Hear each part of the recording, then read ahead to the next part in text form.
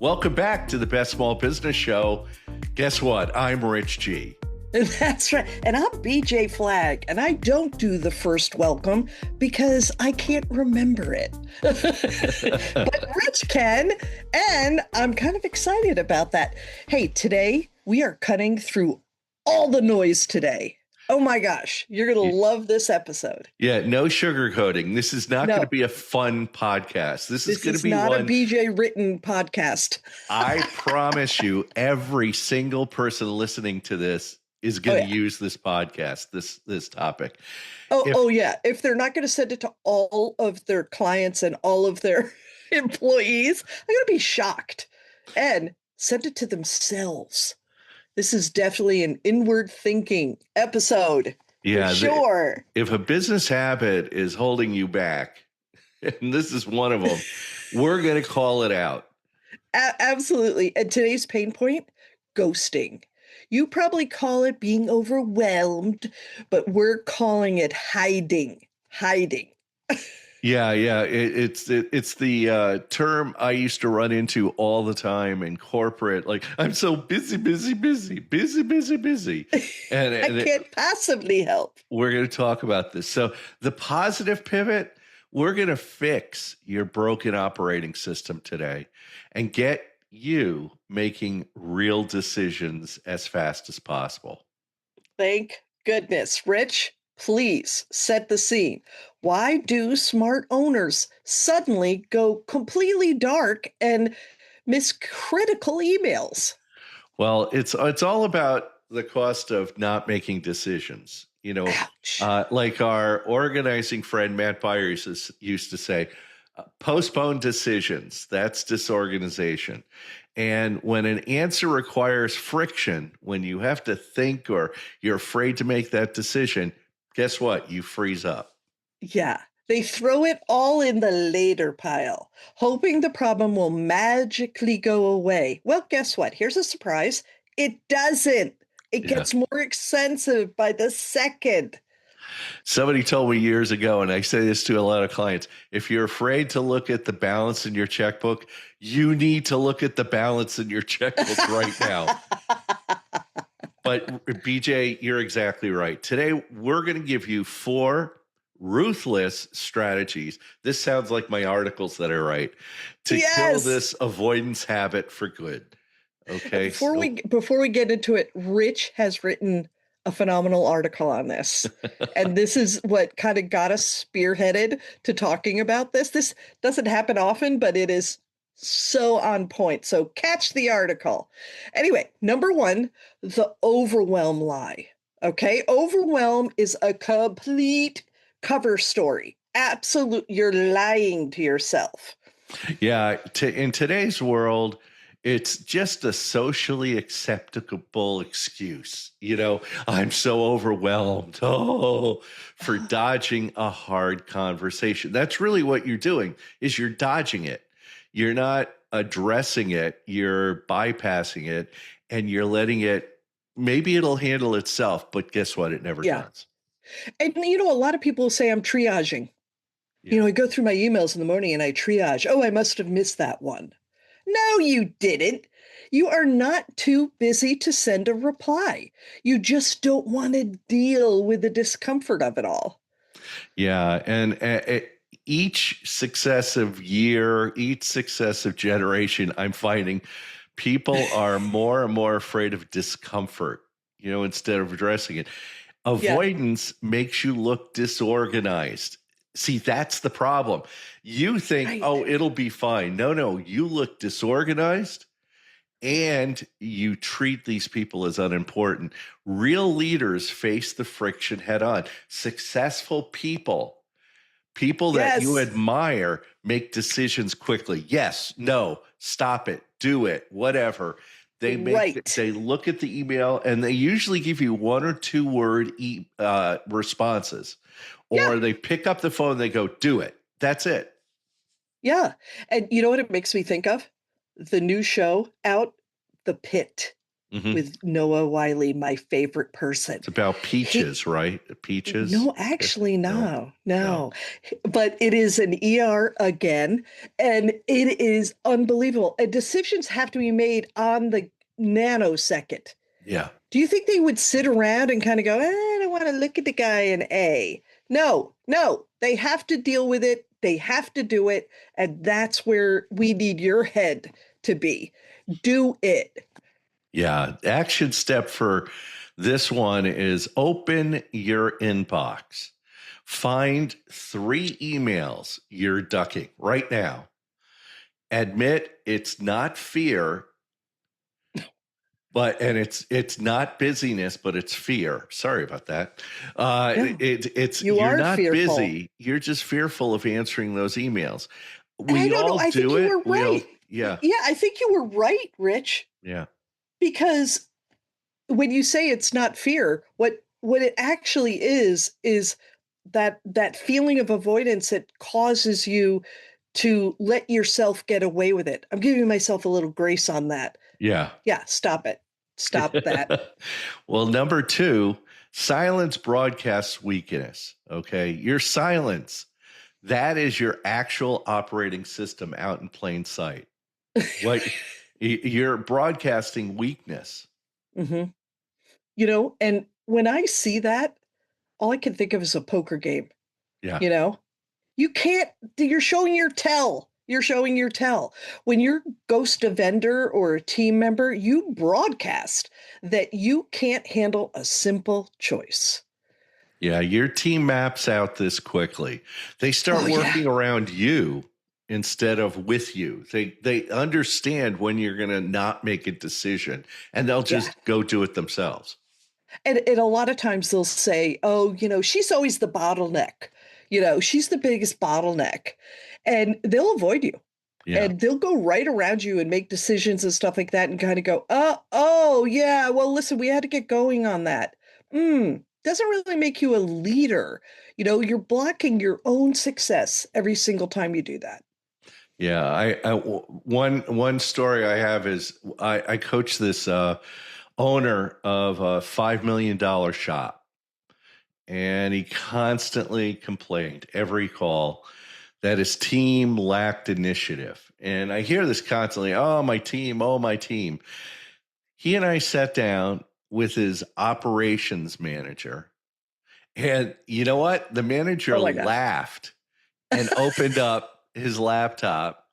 He showed me 40, not 4, No. 40 unanswered approval requests from the owner, right in front of the owner. The team Whoa. wasn't lazy. The team wasn't lazy at all. They were surviving his silence. He wasn't making decisions. They stopped asking for permission. And guess what? They just started guessing. I think we should do this. His Yeah. avoidance was literally costing him a fortune in mistakes because the operations manager had 40 unanswered approval requests. Wow. That must have been such a revelation to him. I didn't He say a thought there word. might have been 3. Oh, you didn't know? No way. No, I I'm didn't not say a over word. that. I just kept pointing. I just kept pointing at the 40, going, why haven't you made a decision on those? He had no answer. No answer. No, I'm too no, busy. Busy. no. You know what? The best action step for this is to ask your senior team where projects are stalled. Look in the mirror. Yeah. This is a time for you to own it. Just own what is going on right then. This podcast is sponsored by New Renew Brand Marketing, a full service agency building strong brands with clarity and vision. Their clients are reaching their potential with innovative messaging, results driven AI research and analytics, with their audiences front and center. Reach out to BJ Flagg at newrenew.com today. And this podcast is also sponsored by Rich G Business Coaching. Most business owners hide behind excuses, letting silence stall their growth. Rich His coaching practice is built for you. He helps you eliminate the avoidance and finally make the tough calls. Ready to move up? Spend 20 minutes with Rich, no cost, no pitch, and he will bring you 2 decades of solutions. Go to richg.com to sign up today. BJ, let's get back into it. Let's give them number 3. Okay, here we are. The invisible financial drain. Yes, we're finally getting to the meat of this entire issue. The massive financial loss of ghosting. Oh my goodness. Well, there's no invoice for the lucrative deal you just didn't close due to your silence. Ghost a senior hire or an acquisition offer that cost you hundreds of thousands of dollars. The meter is running at that point. Yeah, what I find funny is owners love to blame the economy. Oh, it's the stock market, it's the economy, it's tariffs, it's this for all of their problems. In reality, guess what? You are bleeding revenue because you won't finalize a decision. Exactly. This reminds me of we were working on some major campaigns that had multiple components, all time sensitive. But we have a brief, everything's all mapped out. You can see every single deadline, bold and caps, all the dates. This one client just ghosted me on the stuff, calls me 3 days later and say, okay, yeah, we'll go with that. And I'll say, do you see the date? Yeah, that's past. That's an opportunity we didn't take advantage of. And I had called in some favors on that one. Mm-hmm. So the dates matter. That's why they're in bold. That's why they're all caps. That's why they're sitting there like that. And he always says, the girls are beating up on me. And I'm like, no, no, no. You have a job to do. And it is money, Rich. It's a Mm-hmm. lot of money that if you don't take advantage of, some of these opportunities. Yeah, sometimes, unfortunately, your vendor needs to sometimes act like a kindergarten teacher, your accountant, your Yeah. attorney, your brand marketing person, your coach. They need to tell you the truth, some people focus on things that they're really good at. So the action step for this one is I think BJ and I want you to calculate the rough cost of the last 3 decisions you delayed, where Oh, you oh, delayed and lost out on something. And I bet you the number is going to shock you. It's yeah. amazing. Yeah. If there's anything that's going to cure it, it's going to be that Yeah. action step. Oh my God. Rich, do number 4. Yeah. Number 4 is the 2-second rule. And this is like the easiest thing you could do is if the response is shorter than the excuse, you have no excuse.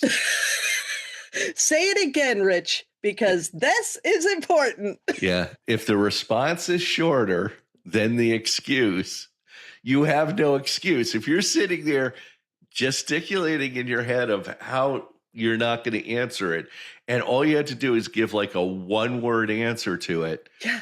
it's just like yes, no, maybe, whatever, stop, go, whatever. And you know what? It's stuff like not this time. Yeah. Yes, Tuesday works. No, we're passing. These are just 2 seconds. They're just like little tiny quick things. Yeah. And I always think to myself, when you're just going through your emails first thing in the morning, attack it that way. Don't go by an email. Attack it. Attack it. Every one of them. We have a rule at our company that when the email from a client comes in, you respond. You don't wait to do it. You actually respond and say, "Great, will do." Yeah. Okay, fantastic. Because you're acknowledging it to the client. And that simple little message makes a difference. They're comforted when you do that. Yeah, I had a client when I was in corporate. We were having brochures approved, and I Yeah. had 7 products, and each product had its own brochure. And I was on a deadline to have these printed and ready for our symposium. Yeah. And I went around to everyone. Everyone got back to me except this one guy. This one guy, I went to him and I said, yeah, I just need you never sent me an email that said, looks good or we have corrections. He goes, yeah, I never had a chance to look at it. Let me look at it. I go, no, it's too late. It's too late. We're going with it. Well, there might be something wrong in it. I go, no, you are looking at it for any major gross mistakes. It's already been approved. It's getting printed. He lost his mind. And I said, you had a month to review this. And I kept Yeah. reminding you, that's how people are. They're Right. crazy.